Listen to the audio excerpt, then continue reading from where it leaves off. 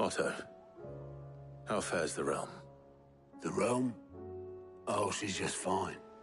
As long as you look past the fat storms out mother crystals and her skies are a roiling cesspit. And Gav? He's with your uncle in the Free Cities, helping Mid with her project. Sent an owl their way the moment the winds turned foul. Still waiting on a reply, though. Do you have any good news? Well, that depends on your definition of good. All right, fine. What do you suggest we do? Oh, no, I'm just the messenger. I leave the scheming to those more suited to the task. Could be that Lady Vivian and Old Tomes have their own thoughts on the current state of things. Could be that they don't. It certainly can't hurt to ask. I suppose not.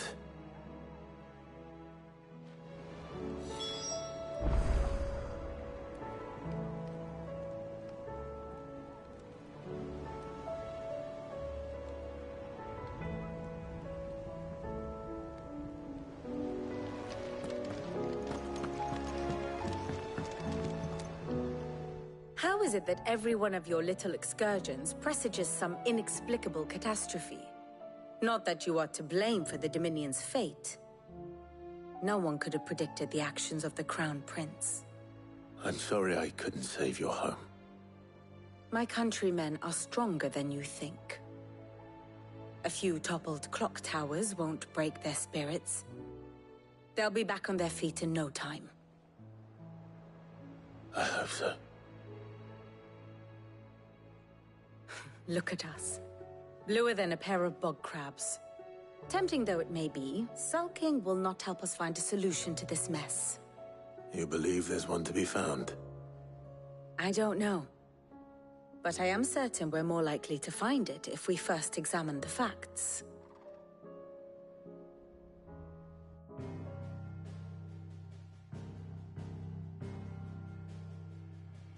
Beneath these darkened skies, fear and confusion reign over Valisthea. Oh, the lands around the fallen Mother Crystals had already begun to wilt for want of ether. But not like this. Crystals that filled wells and fueled furnaces, now nothing but pretty shards of rock. And those that hang from the people's necks cast nary a glimmer of light to keep the dark at bay. It is only a matter of time before the common folk convince themselves that the end of days is upon us. Yet I fear a swift end is more than we can hope for. While most of the world thirsts for ether, the remainder drowns in it, spawning Akashic in droves.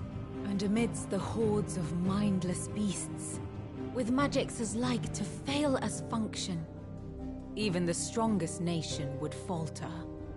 Rosaria and the Iron Kingdom teeter on the brink of collapse, while the tragedy in Twinside has all but paralyzed the Holy Empire. Dalmekia fares little better. Rumor has it the ministers fled the capital after the fall of Drake's Fang, leaving their beloved republic to crumble. Waloed, meanwhile, moves in earnest. The Einherjar has been sighted off-storm. The world, in short, is in chaos. It would seem our civilization was nothing but a castle of sand, to be washed away at the whim of the waves.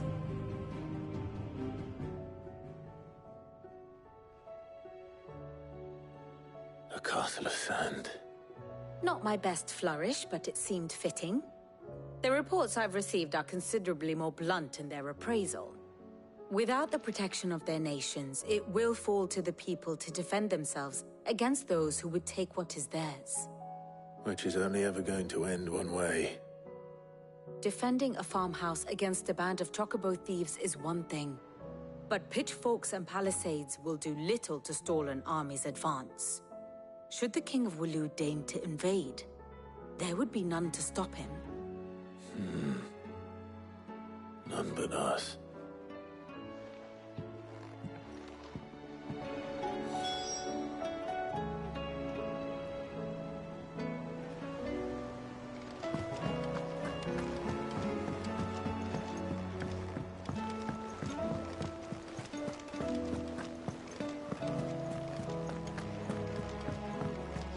the moon, for that matter.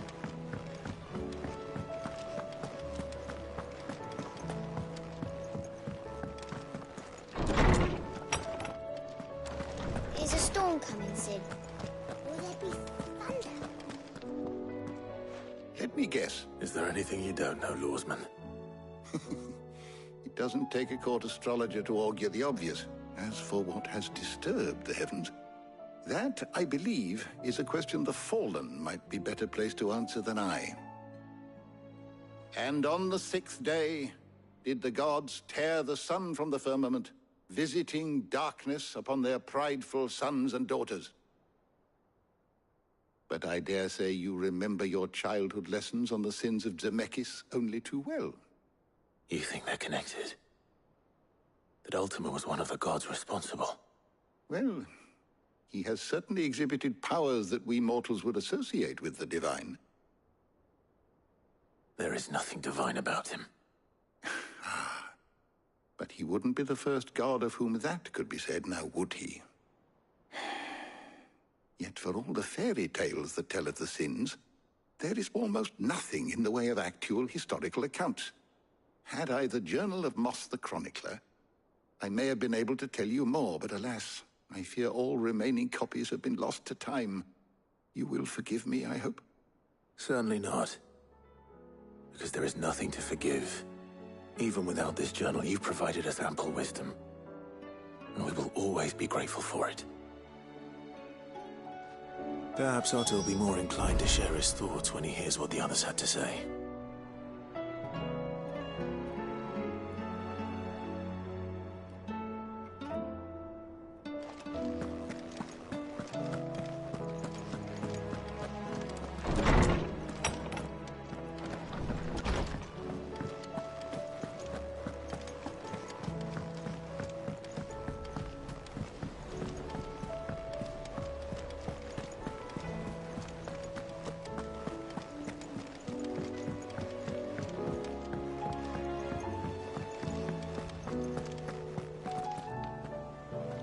Clive, we have a problem. Only one. That would be a first. It would. Actually, there are 3. We had as many owls arrive while you were at the shelves. Martha's got a Akashic out her gates, and talk of monsters roaming the hills outside of Northreach has put the wind up Isabel and her lot. And don't forget Dalimil. Lubor says the village was raided by bandits. When it rains... It fucking pours. The curse breakers are spread thin, taking stock of the damage in the Dominion. And even if I could get word to all of them, I doubt they'd get here in time to make any real difference. Which means there's only 2 people who can. Jill and I. Let them know we're on our way.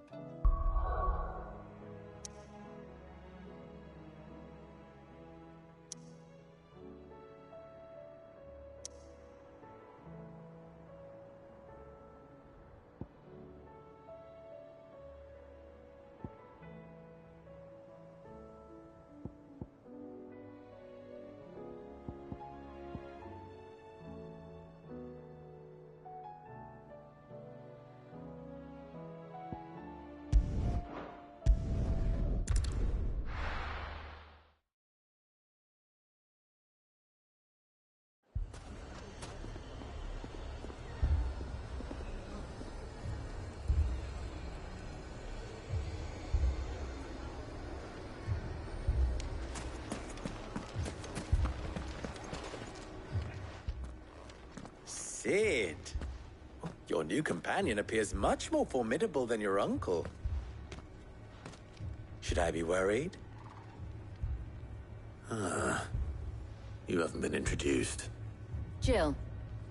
Clive has told me much about you. All lies, I'm sure. Your Stolas said that Dalimil has a bandit problem. Indeed. Although, you're a little late. They left with our food and guild days ago. Any idea where they went? The desert's a big place. Your guess is as good as mine. But the fact is, I have more immediate concerns. What did you say to me? What did you say? As if by magic. Let's just say we've yet to reach a consensus about how to solve Dalimil's little problem. And at this rate, it won't be the actions of the bandits which prove to be our undoing. It will be our own. I've tried reasoning with the dissenting parties, but even the Desert Hare has limits. Perhaps we could talk to them. What makes you think they'll listen to us? What makes you think they won't? She makes a fair point, Sid. And you won't have wasted much of your precious time if you fail. They're just across the courtyard.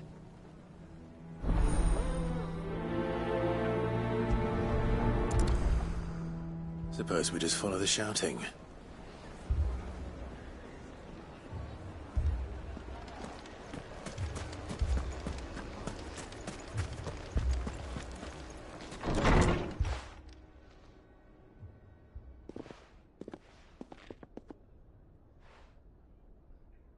You wouldn't talk like that if it had been your men whose throats were slit.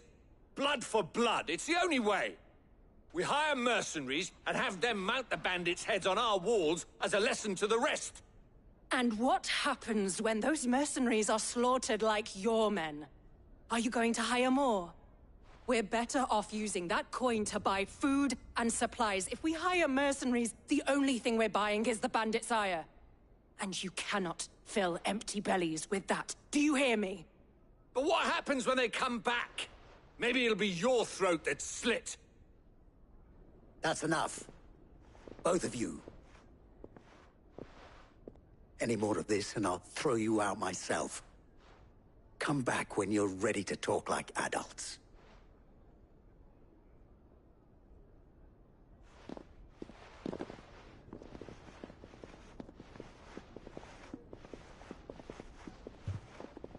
Victor.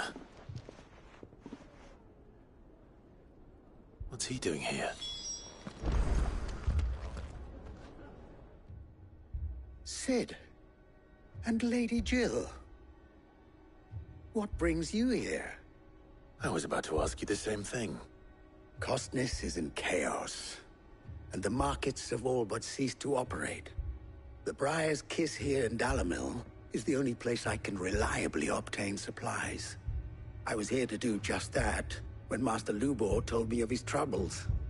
He thought I might be able to talk some sense into these fools. But if you're here, I suppose his patience must be waning. Who are those people? Those were the thorns in Lubor's side. And the reason this place might be headed the same way as Costness.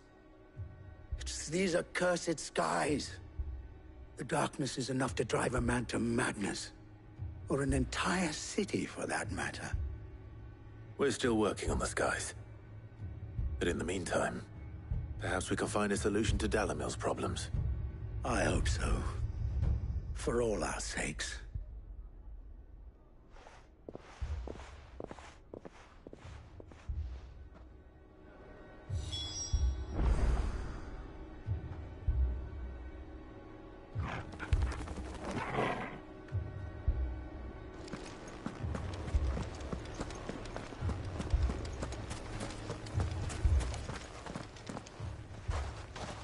So, you see my predicament? What I saw was a room full of people who were angry and afraid. And with good reason by the sound of it. But if left to smolder, that anger and fear could set the entire town alight. My thoughts exactly. What to do? Both sides wish to protect their homes and livelihoods, if only they could agree on how. But as long as they are divided, we are vulnerable. And if there's one thing bandits like, it's an easy target. What would Sid the Outlaw suggest? Well, if it were my namesake, he'd let them choose for themselves, and be on hand to pick up the pieces when it all went wrong. That sounds like a recipe for disaster. A recipe for disaster is precisely what it is. But perhaps that realization would be enough to make them question the ingredients. While it's plain neither Conrad nor Natalie will countenance the other's proposal, it may still be possible to make them doubt their own, before presenting them with a third option. And that would be? To pool our resources and save the city ourselves. Why fight each other? When all that fear and anger can be directed at the bandits. It appears we have a plan of action. Victor, pay Conrad a visit. See if you can't convince him of his folly. I'll speak with Natalie. As you wish. Your faces are not well known in this town. That may prove useful. Don't worry, Victor and I will do most of the talking. You need only play along. Play along? What he means to say is yes.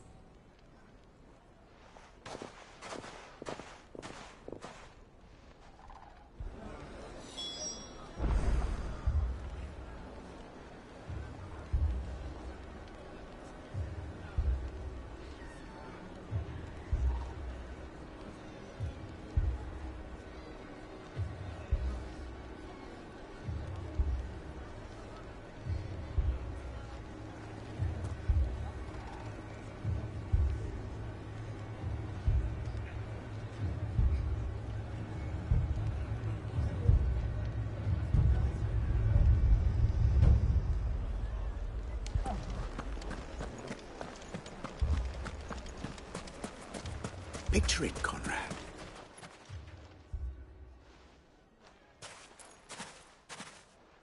Ah, here she is. The Lady of the Spear herself. Conrad, may I introduce you to Jane, commander of the Red Wings, the oldest mercenary guild in the Free Cities. A pleasure, my lady. The pleasure is all mine. As I told you, I summoned the commander here from Canver to inquire about a contract. Victor says you told him no. That there aren't any men left to hire. Is that true? True as the crystals cracked. Nobles came and claimed every last one worth his salt. And not just from us Red Wings. You know of the 7 high houses. There must be 2 swords assigned each one. Granted, we have a few boys left. If it's boys you're looking for.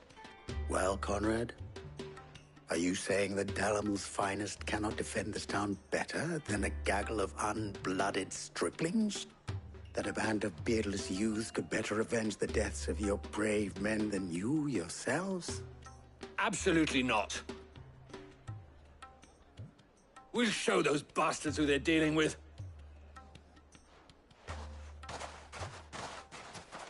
I can't believe that actually worked. Conrad's not what you call the brightest candle in the crypt. And there's a reason why I had you do the talking and not Sid. Well played, my lady.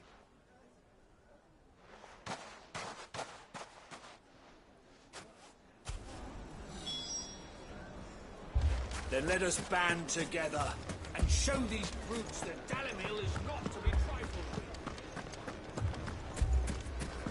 My shop. If I had my pickaxe, I would... I mean, it may still be possible to buy something. Ah, here he is now. Natalie, allow me to introduce Lord Underhill of Randalar's prestigious League of Merchants.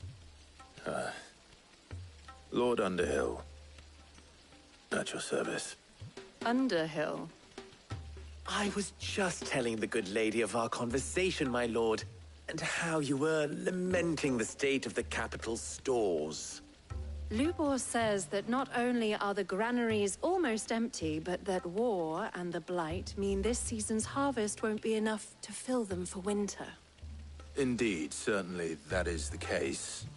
The nobles in the capital are buying up the city's stocks of barley and wine, driving the prices higher than most commoners can afford. It is only a matter of time before the peasants revolt. It is worse than I thought. If what Lord Underhill says is true, I fear we have little hope of supplementing our stores, meager though they regrettably are. And while I applaud your endeavors to dissuade our more bellicose citizens from seeking vengeance, I sense Conrad is not wrong in his assessment of the bandits' likely return. Which means that now, more than ever, we will need to secure what little we still have. Food, weapons, herbs, everything. If our humble town is to endure not only this hardship, but those that are certain to follow, we must stand united. All right. If it will help to protect my home, I'll do it. But you needn't have gone through this charade.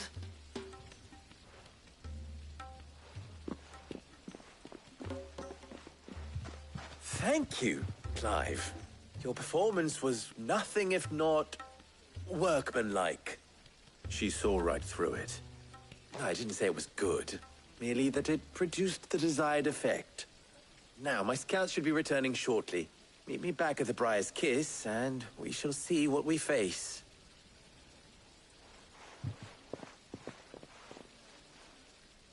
I'm not convinced our roles in this ruse were entirely necessary. I don't know. Conrad seemed quite taken with you. What little I can to defend what little we have.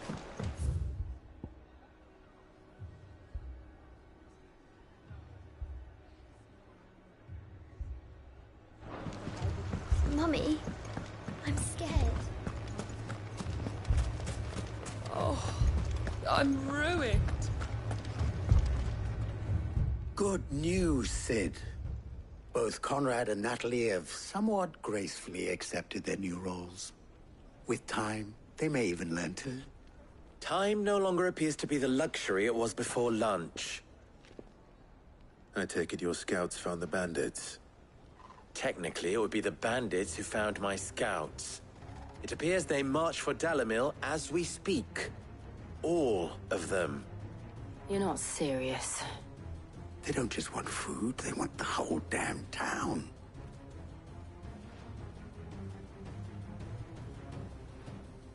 I have a favor to ask. I'm told the bandits march in two groups, one from the south and one from the desert, in a move doubtless intended to stretch our already gossamer-thin defenses. Very well. Jill and I will meet those from the desert. But what of the rest? The rest, my friend, the city shall fight. Together. Mistakes, I concede, are high.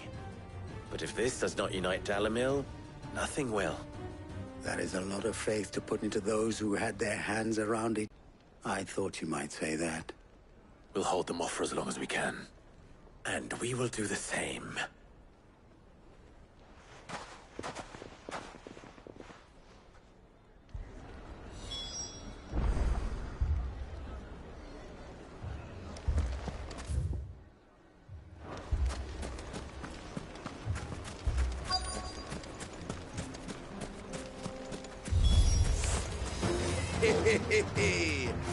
The women folk have come to bug us. I'll take that one. It's all yours.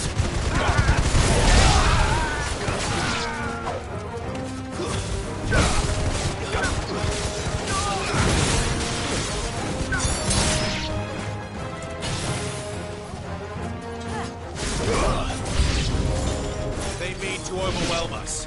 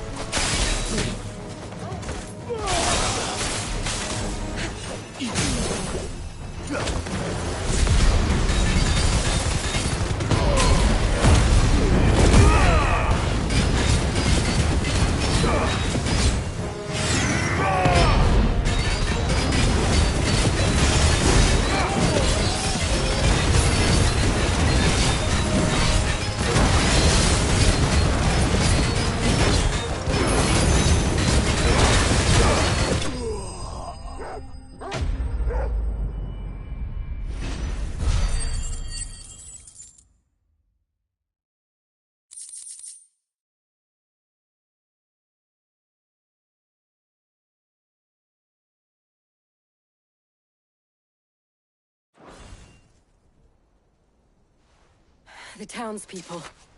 Could they have held out? I don't hear any fighting. What do you think? That we should hurry.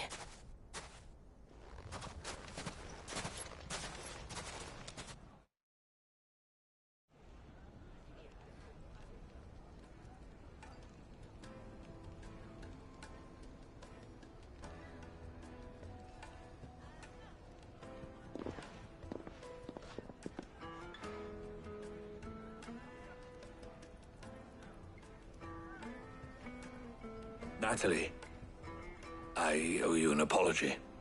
You did well out there. The inn would have been lost had you not held the line. Without you, there would have been no line to hold. You saved us, Conrad. You saved Dalimil. We all saved Dalimil.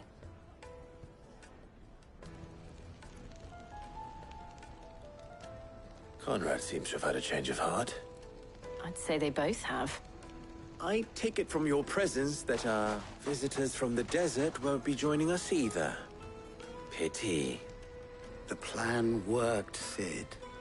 Granted, it only took an army of bloodthirsty bandits at our gate. Calm now, Victor. Why quibble over the details? We are united, and that is all that matters. As for you, Sid, you fight considerably better than you act. I'll take that as a compliment.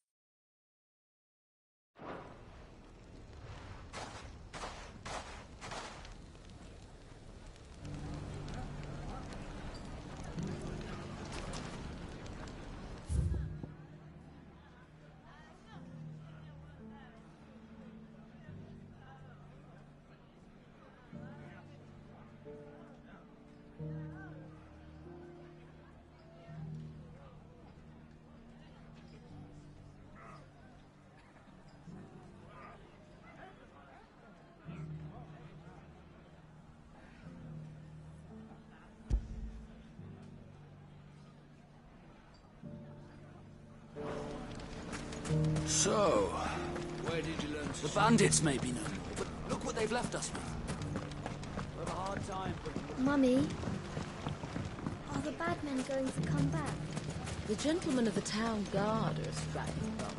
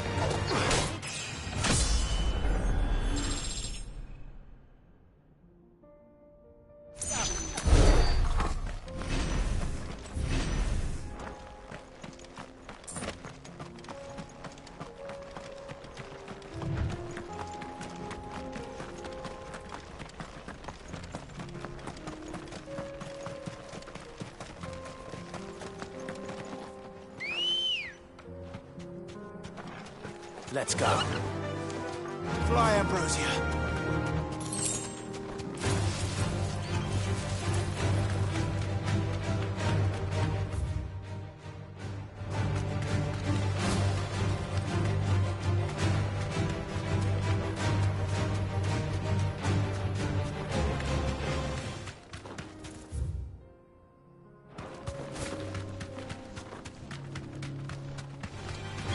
Enough of you, are there?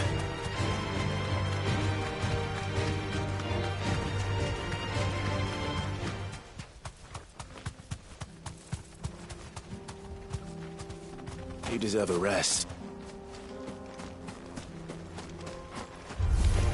This won't be easy.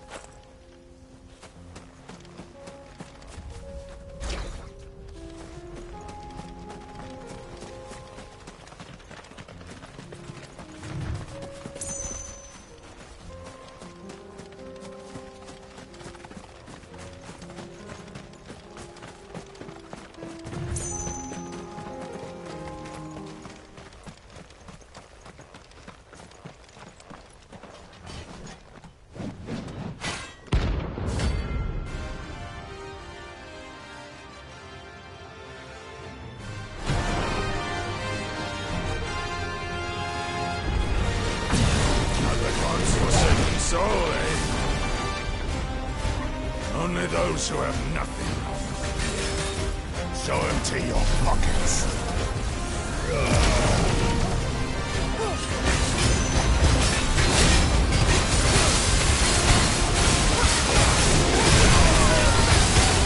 What's that talking about?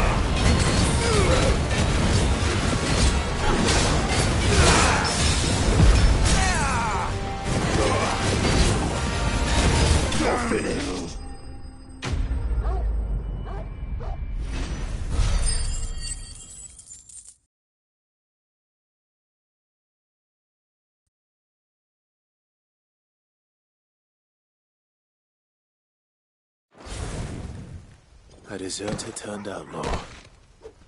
We were more similar than he knew.